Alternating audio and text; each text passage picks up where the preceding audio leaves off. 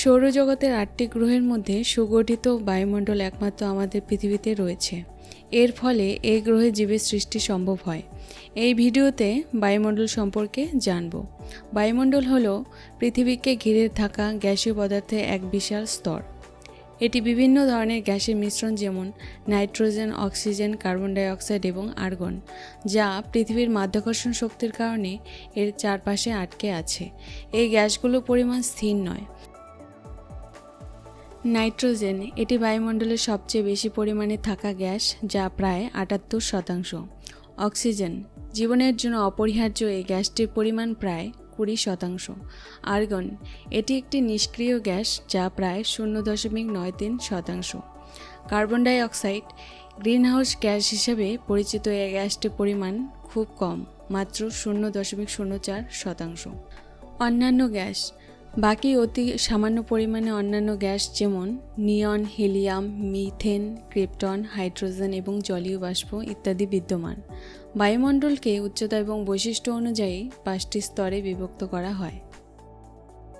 বায়ুমণ্ডলের সবচেয়ে নিচের স্তরকে বলা হয় ট্রোপোস্ফিয়ার। এটি এমন একটি স্তর যেখানে আমরা বসবাস করি এবং এখানেই আবহাওয়ার সমস্ত ঘটনা ঘটে থাকে। এই স্তরের প্রধান বৈশিষ্ট্যগুলি হলো: এটি পৃথিবীর পৃষ্ঠ থেকে প্রায় ১২ কিলোমিটার উচ্চতা পর্যন্ত বিস্তৃত। তবে পৃথিবী সম্পূর্ণ গোলাকার না হওয়ার জন্য নিরক্ষরেখায় এটি প্রায় ২০ কিলোমিটার পর্যন্ত মোটা এবং মেরু অঞ্চলে প্রায় ৭ কিলোমিটার পর্যন্ত পাতলা হয়। ট্রোপোস্ফিয়ারের একটি প্রধান বৈশিষ্ট্য হলো এই স্তরে উচ্চতা বৃদ্ধির সাথে সাথে তাপমাত্রা কমতে থাকে। প্রতি কিলোমিটার উচ্চতায় তাপমাত্রা প্রায় ৬.৫ ডিগ্রি সেলসিয়াস হারে কমে যায়। এই স্তরে বায়ুপ্রবাহ এবং জলীয় বাষ্পের উপস্থিতি সবচেয়ে বেশি। মেঘ, বৃষ্টি, ঝড় এবং অন্যান্য আবহাওয়া সম্পর্কিত ঘটনা এখানেই ঘটে, তাই একে ক্ষুব্ধমণ্ডলও বলা হয়। ট্রোপোস্ফিয়ারের উপরের সীমাকে ট্রোপোপজ বলা হয়। এটি ট্রোপোস্ফিয়ারকে তার উপরের স্তর স্ট্র্যাটোস্ফিয়ার থেকে আলাদা করে। স্ট্র্যাটোস্ফিয়ার হলো পৃথিবীর বায়ুমণ্ডলের দ্বিতীয় প্রধান স্তর, যা ট্রোপোস্ফিয়ারের ঠিক উপরে অবস্থিত। বাংলায় একে শান্তমণ্ডলও বলা হয়। এই স্তরটি ভূপৃষ্ঠ থেকে মোটামুটি ১২ কিলোমিটার থেকে শুরু করে ৫০ কিলোমিটার পর্যন্ত বিস্তৃত। প্রধান বৈশিষ্ট্যসমূহ: ট্রোপোস্ফিয়ারের মতো এই স্তরে উচ্চতা বাড়ার সাথে সাথে তাপমাত্রা কমে না, বরং বাড়ে। এর প্রধান কারণ হলো স্ট্র্যাটোস্ফিয়ারের উপরের অংশে থাকা ওজোন স্তর। এই স্তরের একটি অত্যন্ত গুরুত্বপূর্ণ অংশ হলো এই ওজোন স্তর, যা সূর্যের ক্ষতিকর অতিবেগুনি রশ্মি শোষণ করে পৃথিবীকে রক্ষা করে। এই স্তরে বাতাস অত্যন্ত শুষ্ক, স্থিতিশীল এবং শান্ত, তাই এখানে ঝড়, বৃষ্টি বা মেঘের মতো কোনো আবহাওয়ার ঘটনা ঘটে না। এই কারণে জেট বিমানগুলো সাধারণত এই স্তরে চলাচল করে। স্ট্র্যাটোস্ফিয়ারের উপরের সীমাকে বলা হয় স্ট্র্যাটোপজ। এই সীমানা স্ট্র্যাটোস্ফিয়ারকে তার উপরের স্তর মেসোস্ফিয়ার থেকে আলাদা করে। মেসোস্ফিয়ার হলো পৃথিবীর বায়ুমণ্ডলের তৃতীয় স্তর, যা স্ট্র্যাটোস্ফিয়ারের উপরে এবং থার্মোস্ফিয়ারের নিচে অবস্থিত। এটি ভূপৃষ্ঠ থেকে প্রায় ৫০ কিলোমিটার থেকে শুরু করে ৮৫ কিলোমিটার পর্যন্ত বিস্তৃত। এটি বায়ুমণ্ডলের সবচেয়ে শীতলতম স্তর। এই স্তরে উচ্চতা বৃদ্ধির সাথে সাথে তাপমাত্রা তীব্রভাবে কমতে থাকে, যা এর একটি প্রধান বৈশিষ্ট্য। মেসোস্ফিয়ার আমাদের পৃথিবীকে উল্কাপিণ্ড থেকে রক্ষা করে। মহাকাশ থেকে আসা বেশিরভাগ উল্কাপিণ্ড যখন এই স্তরে প্রবেশ করে, তখন বায়ুর সাথে ঘর্ষণের ফলে সৃষ্ট তাপের কারণে জ্বলে ছাই হয়ে যায়। আমরা রাতের আকাশে যে তারা খসা বা শুটিং স্টার দেখি, সেগুলি আসলে এই স্তরে জ্বলে যাওয়া উল্কাপিণ্ড। থার্মোস্ফিয়ার মেসোস্ফিয়ারের উপরে অবস্থিত।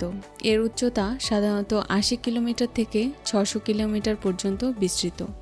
এই স্তরের প্রধান বৈশিষ্ট্য হল এর তাপমাত্রা উচ্চতা বৃদ্ধির সাথে সাথে নাটকীয়ভাবে বৃদ্ধি পায়।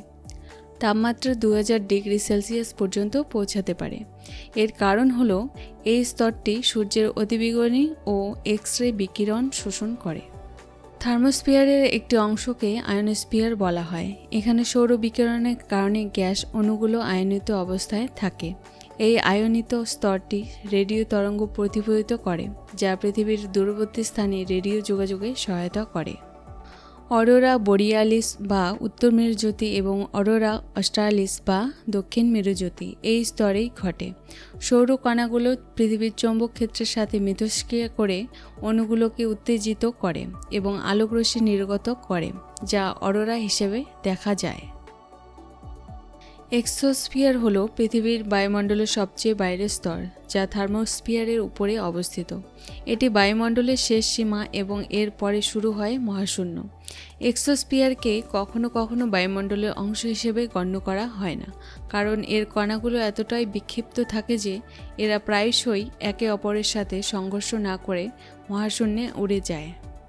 এক্সোস্ফিয়ার থার্মোস্ফিয়ারের উপরের সীমানা থেকে শুরু হয়, যা প্রায় 500 থেকে 1000 কিলোমিটার উপরে অবস্থিত।